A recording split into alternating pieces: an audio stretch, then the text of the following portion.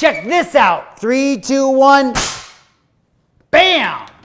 I'm Steve Spangler, host of DIY Sci. Hey everybody, Caitlin wanted me, look at, that's a cloud in a bottle. You see that? That's absolutely, isn't that cool? All right, this is exactly the kind of stuff that you see at the Kansas Children's Discovery Center. And Caitlin wanted me to let you know that even though the museum, the center is closed, with everything that's going on, doesn't mean that there aren't amazing people who are there who are helping you out. Online resources, ways to be able to help you, because the learning can't stop. And so think of it as a partnership, right? So when you reach out to them and you say, hey, how can you help me make sure that we avoid the summer learning slump? That's kind of what this is all about. Can I teach you how to do this?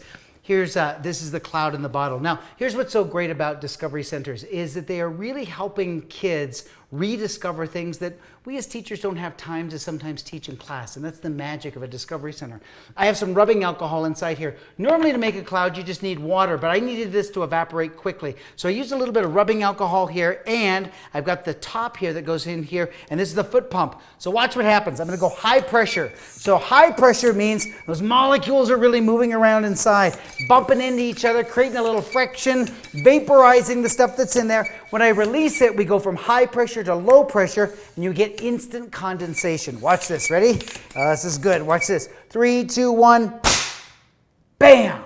That's your cloud in a bottle. Now watch, if there's fog in the morning, now you understand the difference between high and low pressure. There's the fog in the morning. So now all of a sudden, high pressure starts to move in. Look at what happens to the cloud. Absolutely. It's like it's meteorologist Steve coming to you.